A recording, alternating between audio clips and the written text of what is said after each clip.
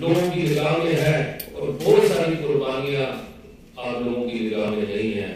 ایسے بہت بڑے بڑے سورما اور ہمارے ہیروز ہیں جو سائلنٹ ہیں, جن کے بارے میں معلوم نہیں. میں ایک اور واقعہ بتاتا ہوں آپ کو.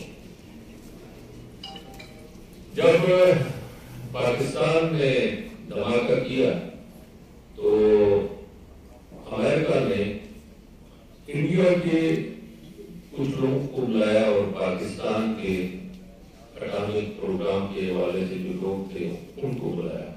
اس میں ہمارے ساتھی تھے جو پاکستان سے گئے تھے. یہ واقعہ انہوں نے خود سنایا.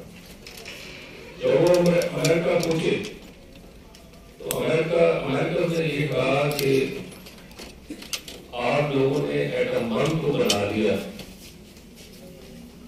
آپ جو کہ نہیں کرنا چاہیے تھا لیکن آپ نے کر لیا.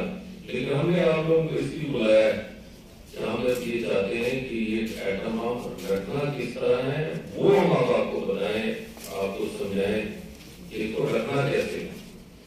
تو اس میں ان کا ایک سائیکالوجیکل بھی انہوں نے کوشچننگ کر رہے تھے, جس میں انہوں نے انڈیا سے بھی سوالات کیے کہ آپ اگر کوئی لڑائی والی صورت ہوتی ہے تو آپ کیا کریں گے.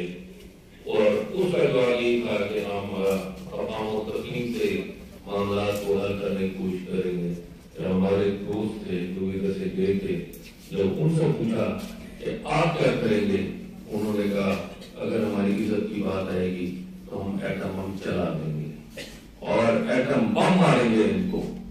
یہ سن کے جو آرگنائزر تھے وہ خوفزدہ ہو گئے کہ یہ آپ کیا کہہ رہے ہیں. انہوں نے کہا کہ یہ ہم نے اپنی سیفٹی کے لیے بنایا ہے, اپنی عزت کے لیے بنایا ہے.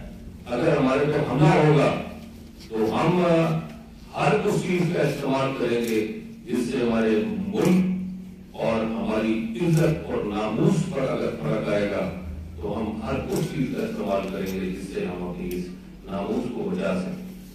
میں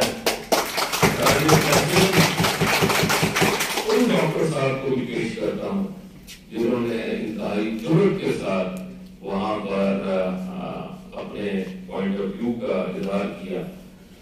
میں سمجھتا ہوں کہ پاکستان آج اگر اٹامک پاور ہے تو اگر ہم پوری امت مسلمہ میں دیکھیں تو سب کی نگاہ پاکستان پہ ہوتی ہے.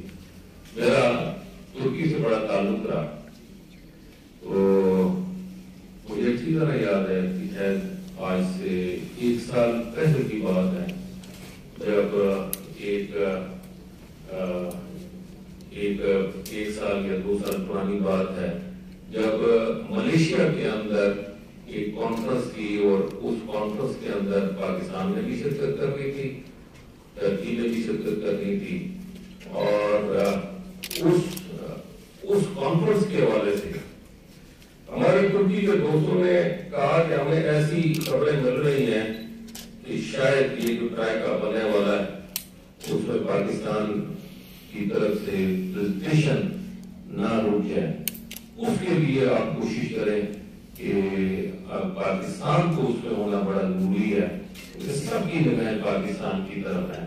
میں انتہائی افسوس کے ساتھ اس بات کا اظہار کرتا ہوں کہ اس وقت جو ہمارے حکمران تھے جنہوں نے وہاں پہ شرکت کرنی تھی, نہ انہوں نے شرکت کی اور نہ ہی اپنی پریزنٹیشن کے حوالے سے فارن منسٹر کو وہاں پہ بھیجا, جس کے ہم گلے آج بھی سنتے ہیں ترکی میں بھی اور ملیشیا میں.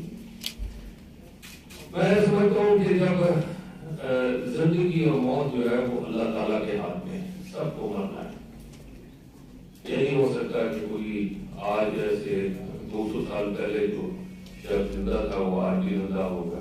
سب کے پتہ نہیں کتنے سالوں سے یہ دنیا چل رہی ہے, وہ نہیں بچتا. لیکن میں سمجھتا ہوں کہ اس ملک میں, اس دنیا میں اگر ہمیں رہنا ہے تو عزت کے ساتھ رہنا ہے. زندگی اور موت تو اللہ کے ہاتھ میں ہے. آج نہیں آئے گی تو کل آئے گی. اگر میدان جنگ میں نہیں آئے گی تو کس طرح پر آئے گی, آنی تو ہے.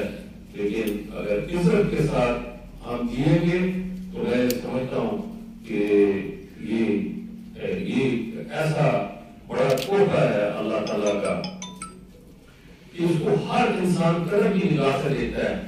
چاہے آپ اپنے ملک کی بات کریں, چاہے امت مسلمہ کی بات کریں, چاہے آپ اپنے دشمنوں کی بات کریں, دشمن بھی ان کو عزت کی نگاہ سے دیکھتا ہے. جو عزت سے رہنا پسند کریں, جو بے عزتی کے ساتھ رہنا پسند کرتے ہیں, یا پھر وہ اپنے اعمال سے اپنے آپ کو یہ ظاہر کرتے ہیں کہ ہم عزت سے نہیں بلکہ چھپ کے رہنا چاہتے ہیں, ان کو کوئی عزت نہیں دیتا.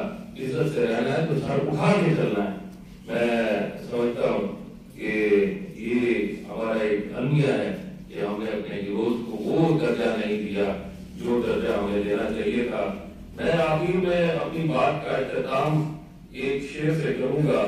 خاک میں ڈھونڈتے ہیں سونا لوگ, ہم نے سونا ستوں سے خاک کیا ہے.